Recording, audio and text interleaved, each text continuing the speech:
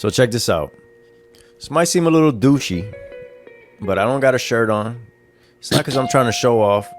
It's just this is really how I be before the show. I always put a shirt on for the show. And in the spirit of just being me, 100%, I just kept it off. We all saucy on top of that. So y'all gonna get the full unadulterated version. You hear me? I've been in this bit. I've been in this bit making margaritas from scratch. You feel me? So Damn, I'm feeling great from scratch. But I'm over here squeezing limes and shit. Damn, that's the lime boy. Yo, Quincy's the king of new recipe stuff, bro. Yo, facts. Yo, in our group chat, Quincy always dropping something that he just made, like just random, like hey man, apple infused rubber butter Christmas nut. Rubber butter. Okay. I'll be like, send that recipe. Yo, facts. I don't know if you said it on the podcast before, Quincy, but you went to school to be a chef originally.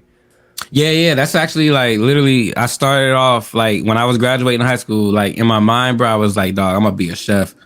And the thing that stopped me from doing that is that I hit like the first or second semester, and I was like, yeah, bro, I ain't trying to be on my feet in the heat all day. Like I like cooking, but not that damn much. You know what I'm saying? And so yeah, that's why I didn't pursue it. But I do enjoy cooking and you know what I'm saying, making, just creating, bro. I feel like cooking is such a dope way to create, you know what I mean? Yeah, and it's the instant gratification. Like soon as you're done, you get to like enjoy what you just put all that work into. Yeah, my pops has been the guy who opens the fridge and just makes something out of everything. And I do the same thing. He just makes it the Spanish way because it's all Spanish food. I just do all American food. Your pops came from the struggle for sure.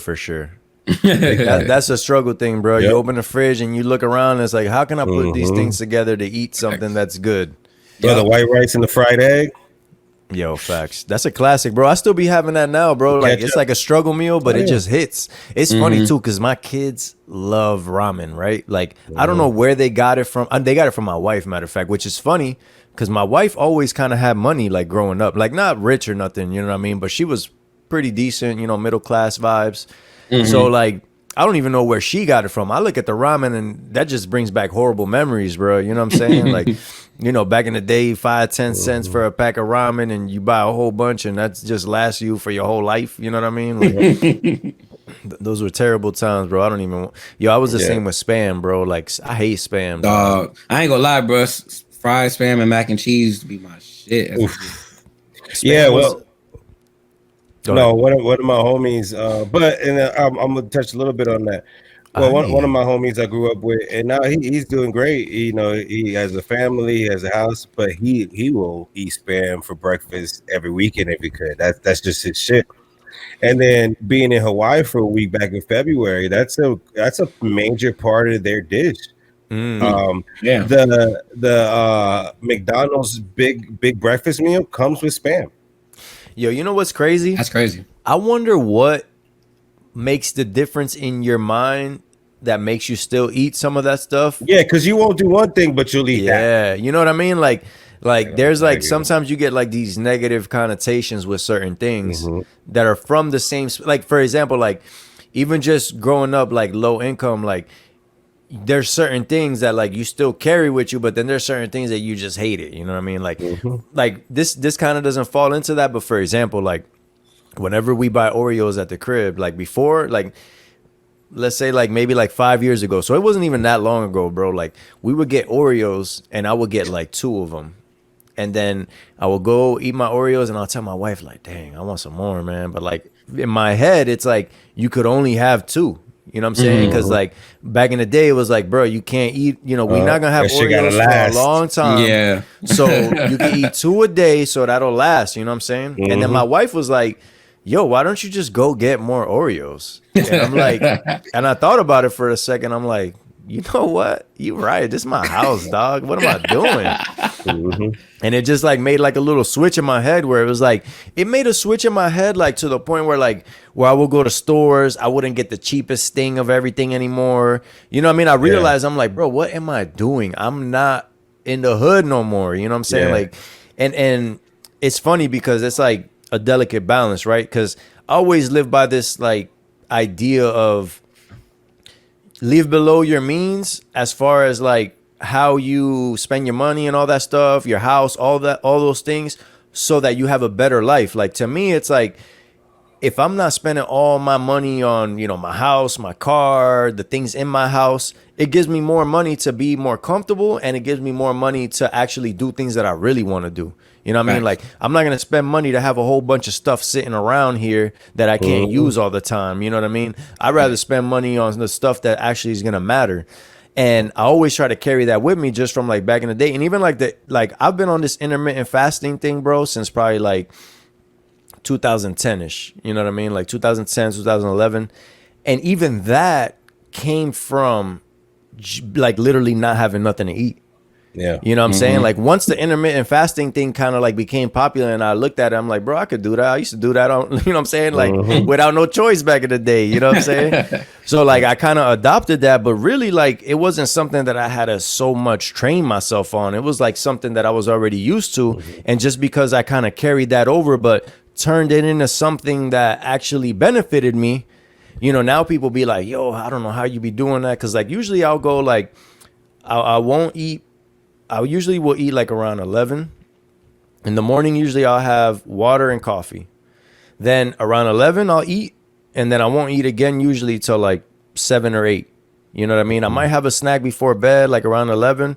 But that's kind of like how I schedule my eating. You know what I mean? And a lot of people, when I tell them that, they're like, yo, you crazy. And it's like, dog, like back in the day, yo, shout out to my boy Josh, man. Like he did a lot for me as like when we were kids, bro. Like he was a little bit older, but and we were all broke, but he always kind of took care of me. Like he always had a couple extra bucks. We would go to the Hardee's on the corner in Wentworth, you know what I'm saying? I love that. Buy like a 2 for $3 chicken sandwich and he'll give me one, or like he'll buy like a pack of cookies, like 2 packs of cookies to give me one. You know what I mean? Like he literally, like there was a lot of days where I wouldn't have ate if it wasn't for Josh. You know what I mean? And like just kind of like coming from that, it's like, okay, having a real meal and kind of spacing them out, that's cake. You know what I'm saying? Facts. Yeah, and that's what's funny. I think it's like you said, like it's what it makes you feel like. Like I do not enjoy eating on plastic plates, paper plates with like plastic forks and knives. Like I'm like, nah, like I reached the point where I don't gotta eat on that no more. But then again, I will go eat some gas station food real quick if it was just me. Like if I'm home alone or if I'm somewhere alone without my wife and like I'm out of town or she's out of town, bro, I would live off gas station food because that takes me back to I know I could get a couple sandwiches, a bag of chips, a drink, and I'm good for the day. I do that all the time. It's so funny you say that about the paper plates, man, because like, you know, my fiance, she comes from a much, you know what I'm saying, kind of like a higher income background, you know, and she didn't grow up like that at all, bro. Like me, like, bro, we had like, you know what I'm saying, like actual plastic. Go ahead. My bad. Just I'm gonna go off of what you're saying so you can keep talking. But do you specifically remember anything where she kind of realized like, damn, this dude really ain't have shit? Oh yeah, bro. Like, was there like a specific moment you remember that she's like, what? And then you kind of explain it and she's like, wow, I don't even get that. It's not even like specific moments, bro. It still happens till this day. You know what I'm saying? Because like there'll be a situation, like for example, bro, and I'm glad you asked that question because you was there for this situation when we went to Miller's Ale House. It was me, you, and Robin. And we just started just kind of just reflecting and thinking about Wentworth. And we was talking about stories from back then. And we were just laughing and just like just reminiscing and thinking about it.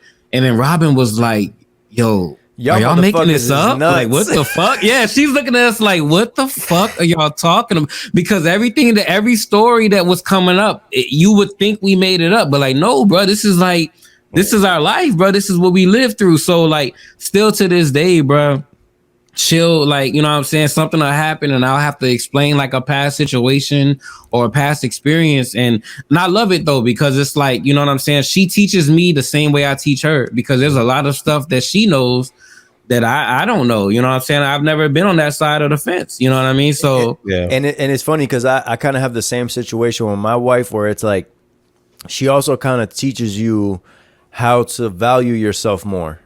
You know what I'm saying? Because like growing up, we always had this thing where we kind of belittled ourselves. We kind of knew that we were always lesser than, like, just as far as money wise. Like, we never had rides anywhere. We never had extra money to do anything. So it's like you kind of get into this mindset where like you almost humble yourself to like the size of an ant.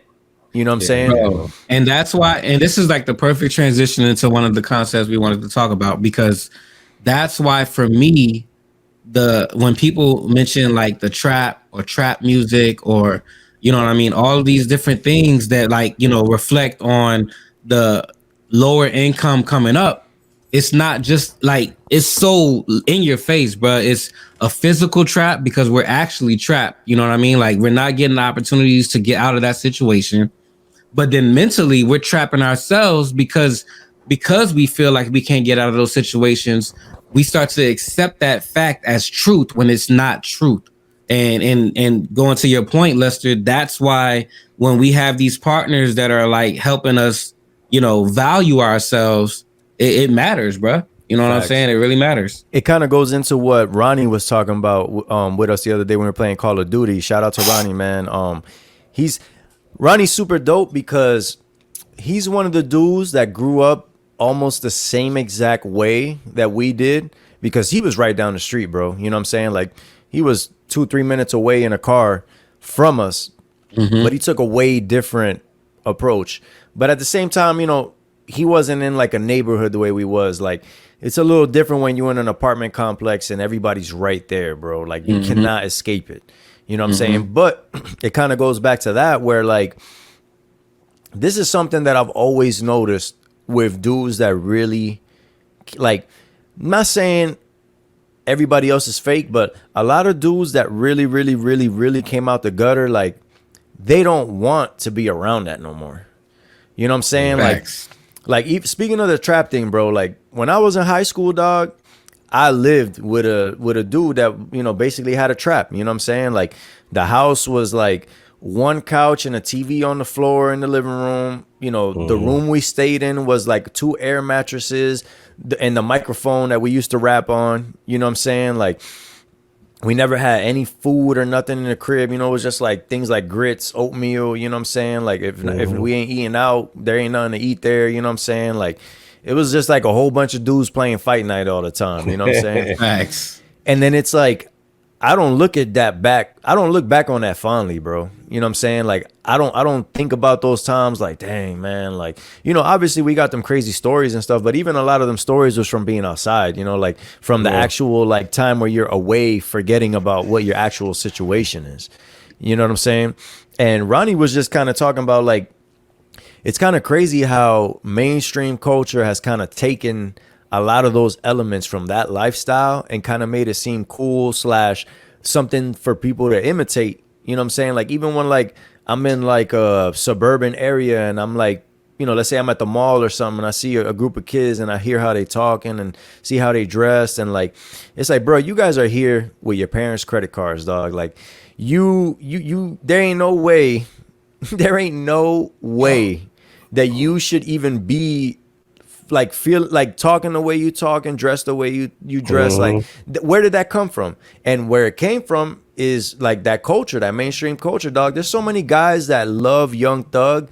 And like, for example, like going off of what we talking about, bro, I never had money growing up. Like, I was like, after like my mid-20s was like when I actually had some money where I can do like extracurricular type things. You know what I'm saying? So like me and Quincy, matter of fact, I went with him to my first music festival. You know what I'm saying? Like, I never been to a music festival. I had never really been to concerts like that. You know what I mean? I didn't know what to expect. I didn't know what it was about. Like, I didn't know nothing about that.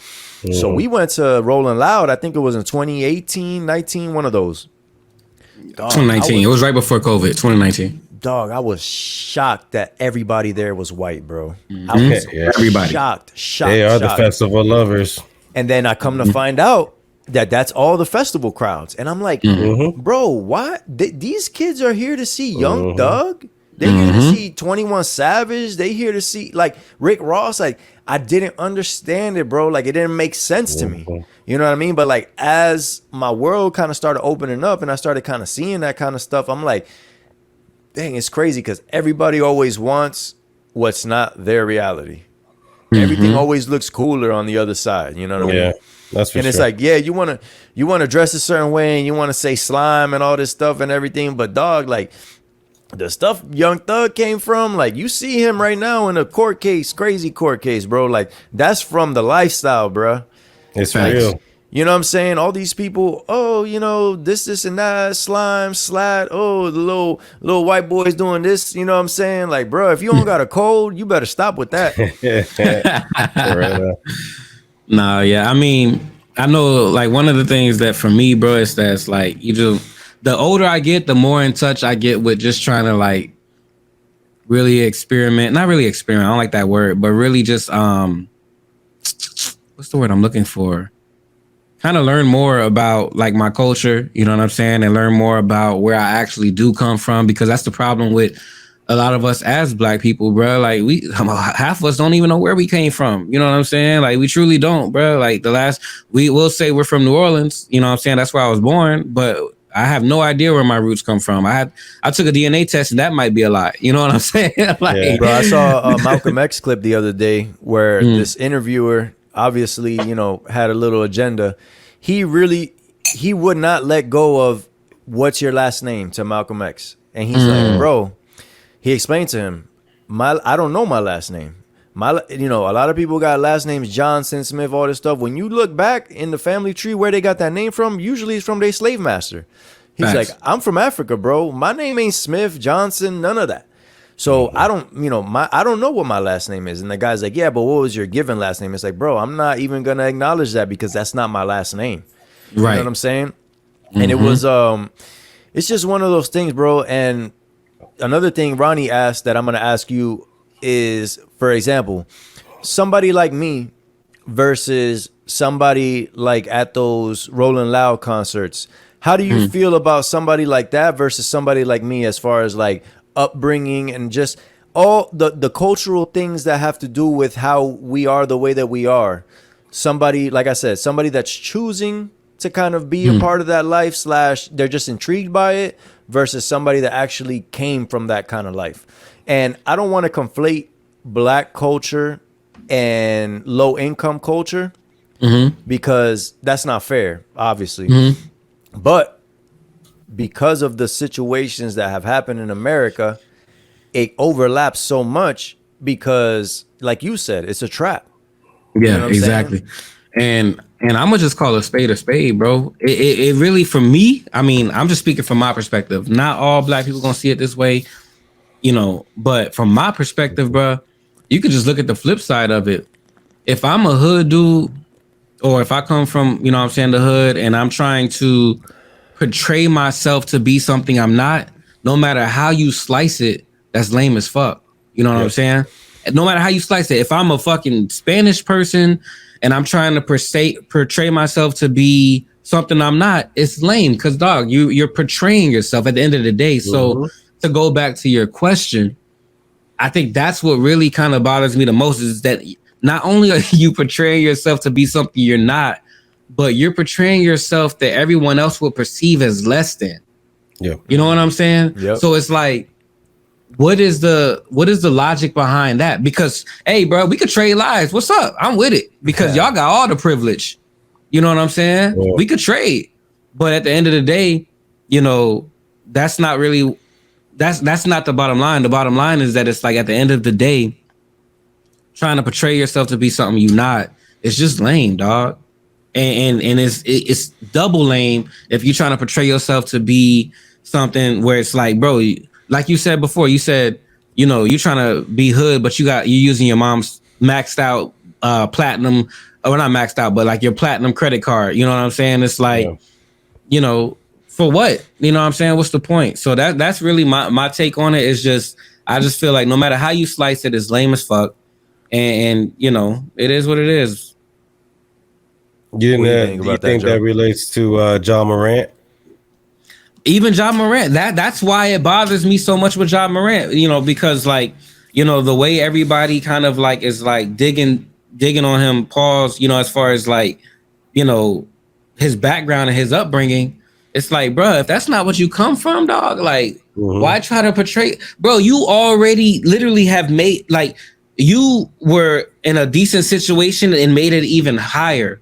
Why would you portray yourself to be a in a situation that you're not in, dog? Like, it makes no sense at all. In rare occasions, are you in that situation and just do it because you love it? But mostly you're in the situation because you have to, and you have to survive. And the thing is that it's like he's not in that situation at all. At all. And then they say, you know, one of the things that I, you know, excuse me, just being in the music industry, and Lester, I'm sure you hear it all the time. They always kind of say, I don't know if y'all know this, but like a lot of the record labels and stuff have like money invested into like prisons. And, you know, with that being said,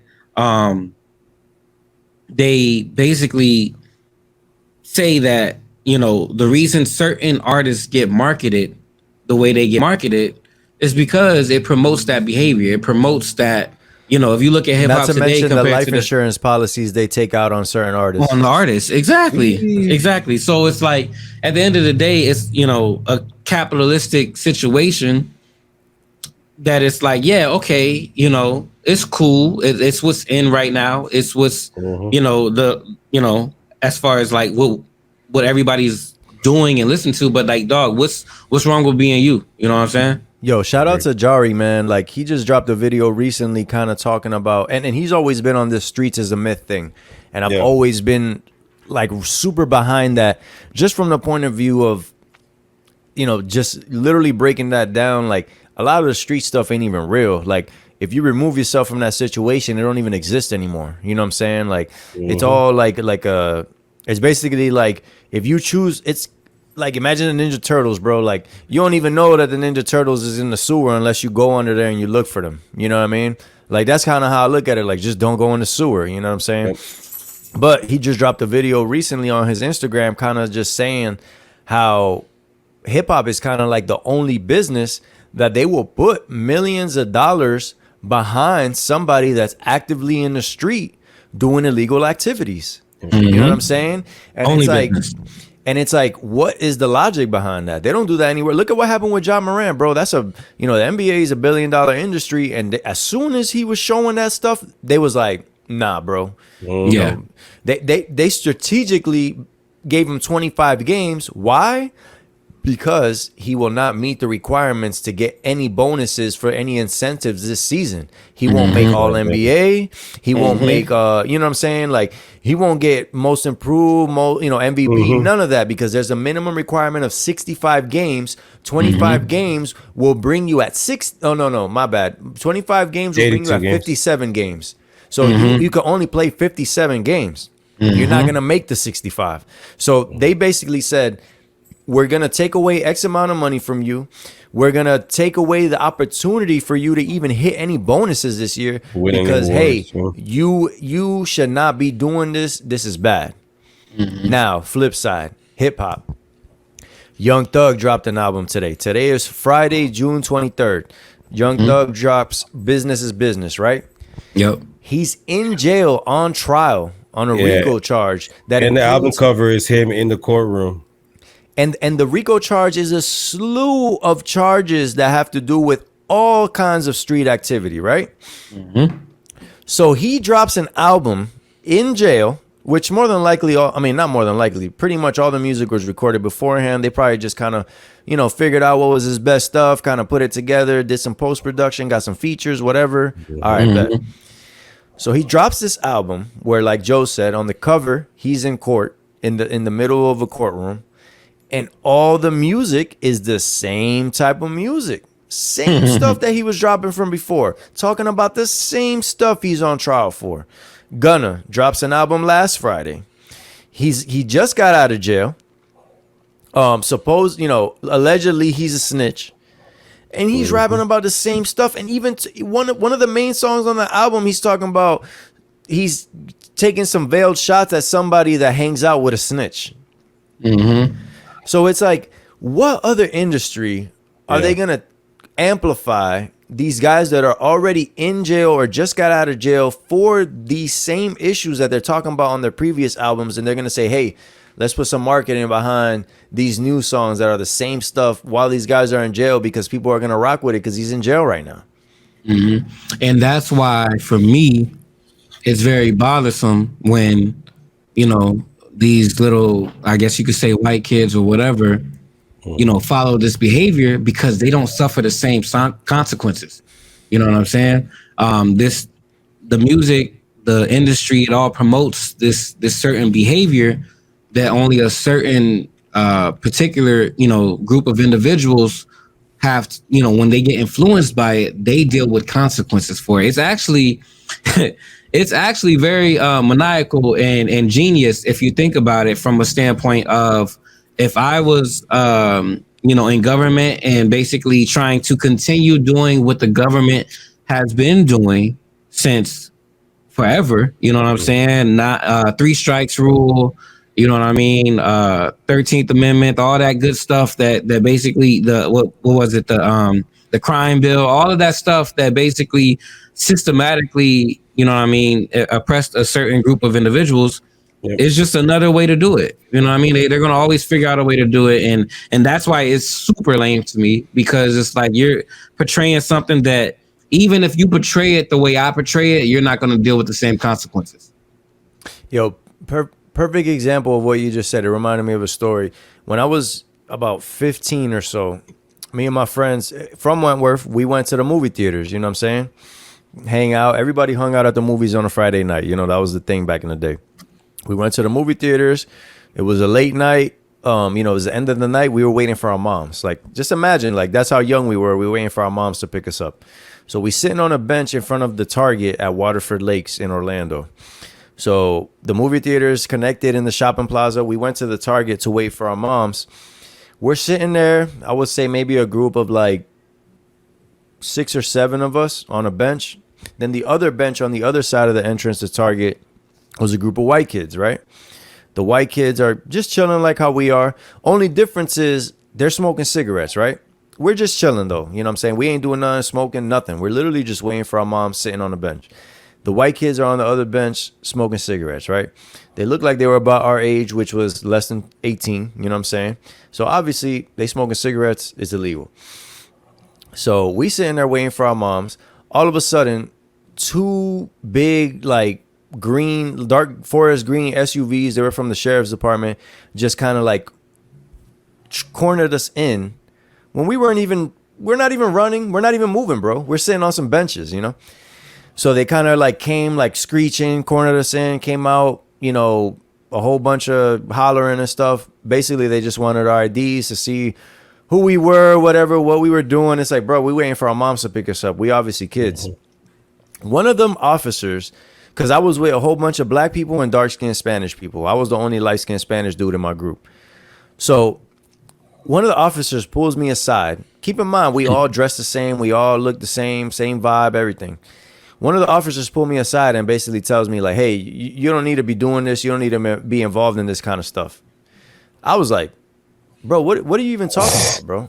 We're sitting here waiting for our moms. Like, why are you singling me out and pulling me to the side and telling me that? Obviously, it's because I look white.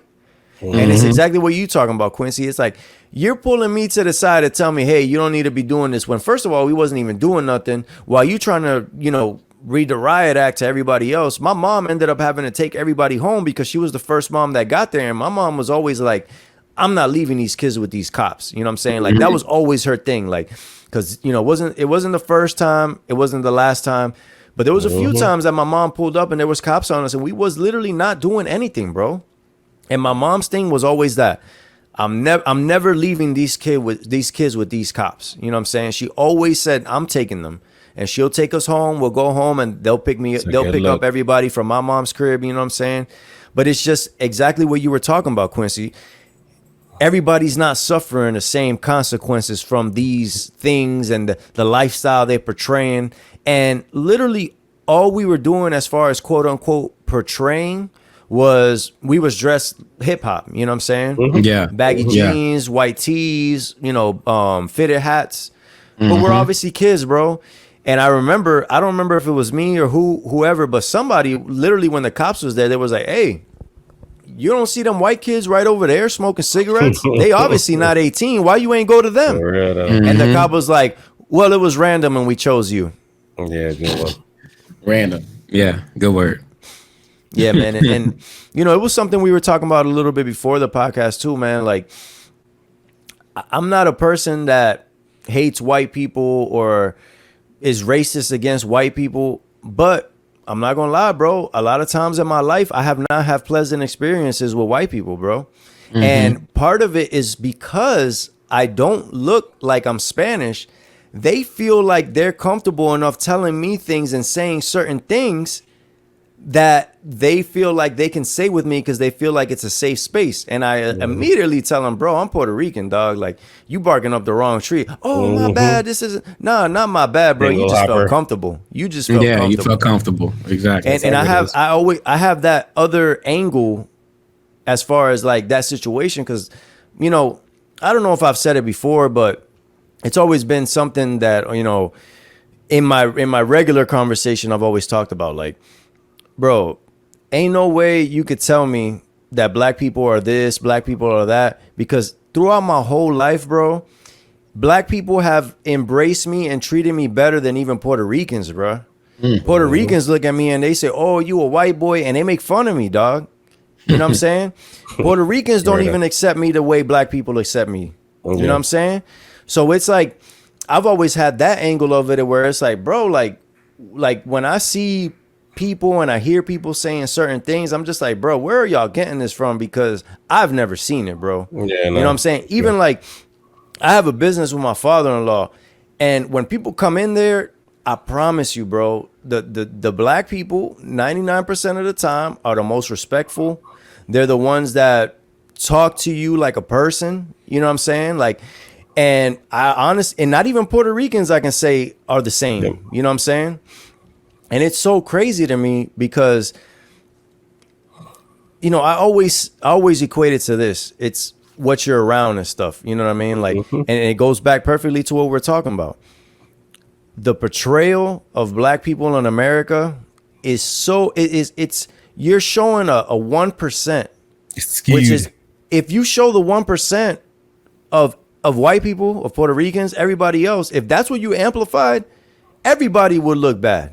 You know what I'm saying? But black people are the only ones that they're literally taking out the hood fresh off the block and saying, hey, I'm gonna give you $1 million so you can put this on display for the world to see.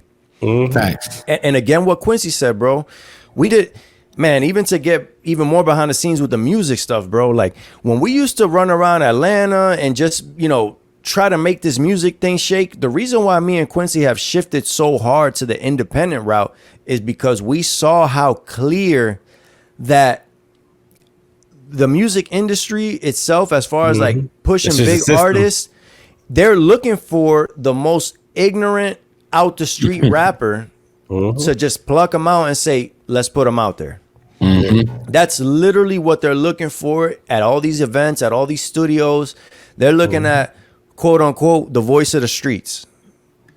I've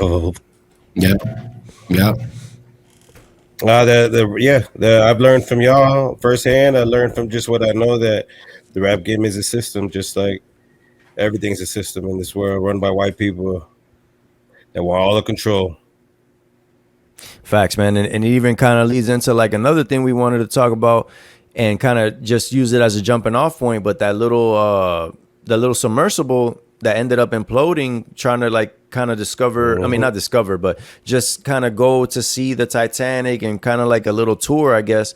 And just the idea of how global and how big that thing got, when at the same time, you know, there was like actual people that weren't even like trying to do something like that were lost. You know what I'm saying? Like, it was like a boat of like 700 like people. Did y'all see that story? There was a boat of refugees, like 700 refugees that got basically, I don't know if they got lost or what exact. I didn't look too deep into it because I tried not to like consume myself with too much negative, because honestly, you know, if you can go every day, bro, and you're gonna see things that can bring you down. And I just try not to like consume myself with it. But you know, I did see the story, and it's unfortunate. But you will see how, like you said, Lester, how amplified those 5 individuals that chose to go to freaking find the Titanic. Like nobody told y'all. Spent mad Thousands. bread. Yo, they spent like, bro. Some people. Let me just cut you off real quick, just to leave this little disclaimer. Obviously, anybody passing away for whatever reason before their time is terrible. You know what I'm saying? Like, I don't want to come off insensitive to the loss of those families. I don't want to come off like, oh, their lives are not as valuable because they chose that. But it's just in the large scale, outside looking in, when you look at it from 1,000 yards away, it's like 5 people that chose to be in a situation versus 700 people that are just trying to find a better way. And they literally have to take the risk to find the better way. And that ties perfectly back to the trap thing, bro. A lot of people say, oh, just choose not to do drugs. This kind of, sell drugs and all this stuff. And it kind of goes back to the thing I was talking about with Ronnie, bro. Like, he chose to take the right path. You know what I'm saying? And it worked out for him. And that's great. You know what I'm saying? Everybody has that option. But when you're specifically in a certain environment where no one around you is positive, no one around you has money, no one around you can even provide a way. It's like, you can tell me there's a way, but if I don't know anybody around me that has taken that way and succeeded, why am I going to try to take that way? Yeah, just because it looks cool. There's nobody in my hood that said, yo, matter of fact, you know what I'm going to do? I'm going to go to school and do X, Y, and Z that made some money that I could see and be like, yo, man, I need to go do that route. Yeah. You know what I'm saying? I'm already basically being taught that, like, I ain't shit. So why the fuck would I think I am shit? Or I'm special, or I'm anything that any person that can do something like that, you know? Yep.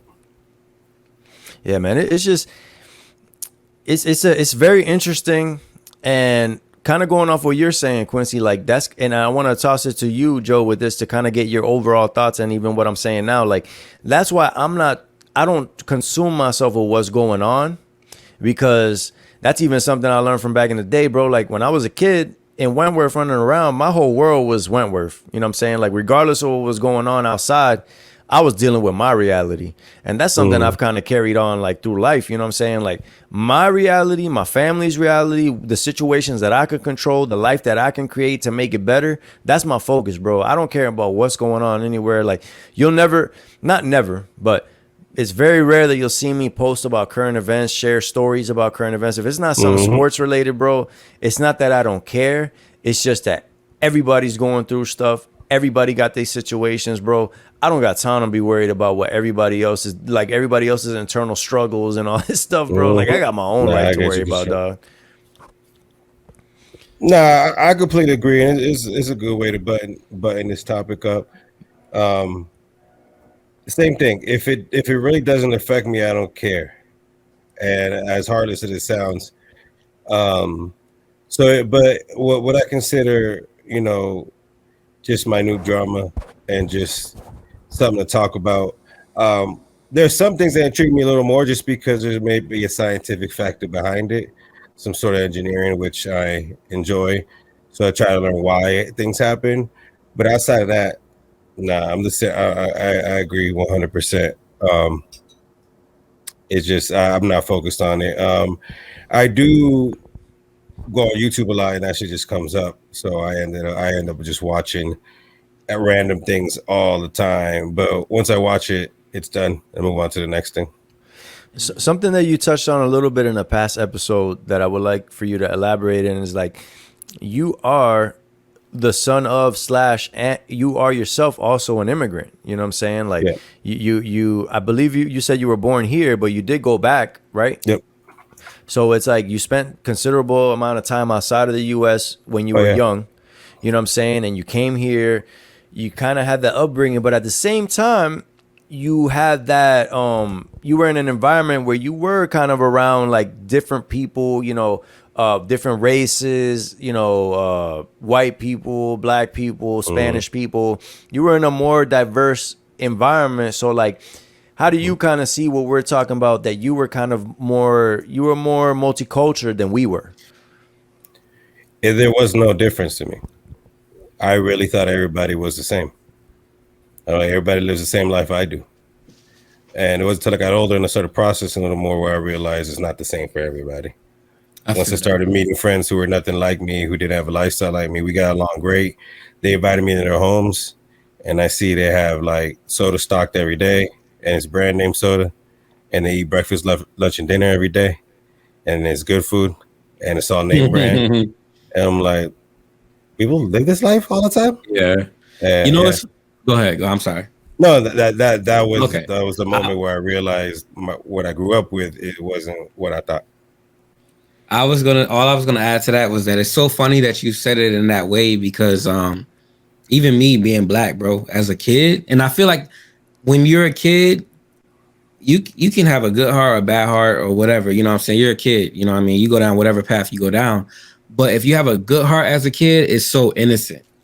Mm-hmm. And I feel like that's where you're coming from. And I feel like even me being black as a kid, bro, I was so innocent. And I was so like oblivious to what was actually going on. You know what I'm saying? Because like, you know, I tell this story all the time, and I've told it on the pod. I've told the story of how I got robbed, you know, when I was working at the bank. And for me, that situation was my transition from a boy to a man, because I realized, you know, I was like 20 years old when it happened. But it wasn't until I was around that age, you know what I'm saying, that I really had gone through a specific situation that had nothing to do with me, but I was made out to be the villain as a black man. And that was a big, like, you know what I'm saying, like just something to work through mentally, you know what I'm saying? And ever since then, I've kind of just gone down a different path and really try to like understand like the world that I live in. Because yeah, bro, before that, man, I like, you know, I was cool with everybody, bro. I was prom king in high school. You know what I'm saying? My high school was predominantly white. Damn, you feel me? But like I was cool with everybody, bro. White, black, Spanish, it didn't matter, bro. If you was cool, I was cool with you. And even some of the black people didn't like me because I was cool with certain white and Spanish people. Yeah, but I didn't give a fuck because it's like, if I'm cool with who the fuck cool with me. You know what I'm saying? Bro, the funny part is me and Joe went to the same high school, and I would like to hear from you, Joe, because when I first went there, I want to say around 9th grade, the race thing was still real big. Like when I was in 9th grade in university, dog, there was a big brawl, like a brawl between the white people and the black and Spanish people in the courtyard, bro. Like I was like, oh my God. Like that was even the first time I had like seen and met like the country white people, bro. Like the ones with the cowboy boots and the camo and stuff in high school, dog. I was like, yo, what is going on out here? Like these people different, dog. Facts. Yeah, it was like it was like that. But they call it the Mira hallway where the Puerto Ricans hang out, and they had their hallway. So there was sections of the school that were for races. So the Miras had this hallway going into the main campus. And for the people that don't know, Mira is like a Puerto Rican person. You know what I'm saying? Straight up off the island, because all you hear is Mira. Mira is like yo. You know what I'm saying? Mira is like yo. You know, you call out Mira. And it's really like, Mira. Yeah. So they had that, the cowboy boots and the cowboy hat. White people, they had the tree. Everybody knew what the tree was. That's where they hung out, on the tree. And if you ain't them, you don't hang out on the tree. And that's literally where they were when the brawl happened. Now that you say that, that's crazy, bro. Not exactly the black people. They had it. The black people had it right in front of the lunchroom. The lunchroom, bro. Joe, we didn't even oversect in high school, bro. And that's exactly what the layout was when I went, bro. That's exactly what it was. I used to hang out right in front of that little tree lunchroom with the benches around the lunchroom in front. I sat on the trash can in front of the door. A, B, and C lunch, giving everybody. I'm 3 years behind Lester, bro, and same shit. Yeah. Same shit. Crazy. Now, because I'm Spanish, but because I was more urban, like I listen to hip hop, I dress hip hop, I talk like a New Yorker, and because I played sports, I had connections to all the crowds. just because we had that connection. Just being Spanish, like not every Spanish person played sports. Like I did football and wrestling in high school. So I had to play with these white dudes. So they ended up knowing me from sports. And then the black people, Spanish people, we always hung out. But like the island people, I had like those girls in my classroom, and I would just talk to them. And like, so I always felt comfortable. That's why I always felt comfortable around all of them, because I'm like, nah, these are all my people. But I had people who did not feel comfortable around all of them, and they wasn't fun. Like, why you chilling? Why you sitting? Why you dapping them? I'm cool. Bro, I ain't gonna lie, Joe. We very similar in that regard, bro. I promise you, we're very similar in that regard. Even though I wasn't like super into sports, because truthfully, bro, I got out of school, and an hour and a half later, bro, I was working my part-time job. You know what I'm saying? But at the same time, while I was in school, bro, I was just cool, man. You know what I'm saying? Like I was a joking ass dude. You know what I'm saying? I had good energy, and I just got along with people. You know, feel me? And I've always been that way, because I'm chill as fuck. You know what I'm saying? Like, not even to be that dude, but I'm just a chill person. No, and at that time, there's not a lot of people I haven't got along with for no reason. Yeah, man. I mean, it's different now, I'll tell you that. But you know, at that time, you know, I ain't have no reason to have any hate in my heart. That's the best way to put it. I ain't have no reason to have any hate in my heart. I felt comfortable on those crowds, and I was fortunate. That is not an experience a lot of people have. And at a youth stages, that carries on into your adult life. That molded me. That probably allows me to be around these 60-year-old, 70-year-old executive dudes and just talk to them like they grew up in the same neighborhood with me, and they see that, and it's easy for me to just be comfortable around. Like, you're nobody, bro. You're just another person sitting in another section of my high school. That's all you is. Yeah, man, and to kind of tie it all back together, to put a button on it, is like I feel like a lot of times the thing that kind of puts people in the wrong mindset when it comes to races and classes and stuff like that is just not understanding that America is very different in all the pockets. You know what I'm saying? Like, you know, I've lived a completely different life in a 20-mile radius, depending on where I was in that 20-mile radius. You know what I'm saying?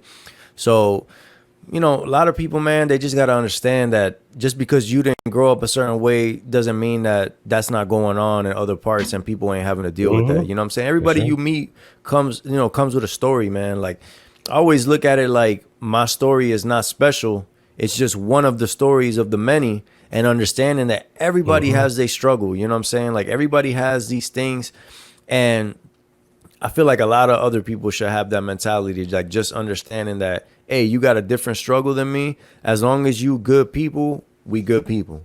Yeah, that's it. Facts, big facts. That gives everybody. Yeah, no, I was gonna just say I give everybody that benefit of the doubt first. I'm gonna assume you're good until you show me you're bad. Exactly, and that's what it is, you know. And kind of what we take a little bit from that old life is like the reservedness. You know what I'm saying? Like we've just seen, like, you know, speaking for me, like I've seen a lot of like the worst of people, you know, just being in those environments, and it just let me know, like, you know, what people are really about at the root. You know what I'm saying? So like I'm always a little hesitant. Discernment. I'm always like, I'm a big believer in time, as far as like only time could show me who you really are. You know what I'm saying? Because you could be a certain way for 2 weeks. You know what I'm saying? You could be a certain way for a year. You could be a certain way for 2 years, bro. But over 5 years, that's you. You know what I'm saying? Like that's like, I'm one of those people that the only thing that can make me cool with you is time.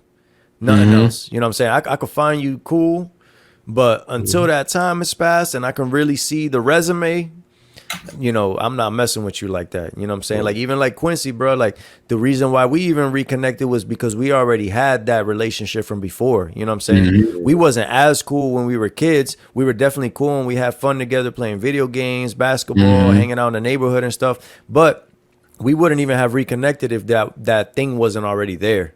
Facts. You know what I'm saying? Because that's a big thing for me. You know what I'm saying? Like, even like, you know, Joe, like I was in that fantasy football league that we've been in together for mad years, bro. I never talked in that thing. You know what I'm saying? Never, bro. Like, never said a word for like 2-3 years, dog, until like finally one year I was like, you know, it was enough people that I knew in there. I had known you long enough, you know what I'm saying? And I was like, all right, cool. You know what I'm saying? Everything's cool in here.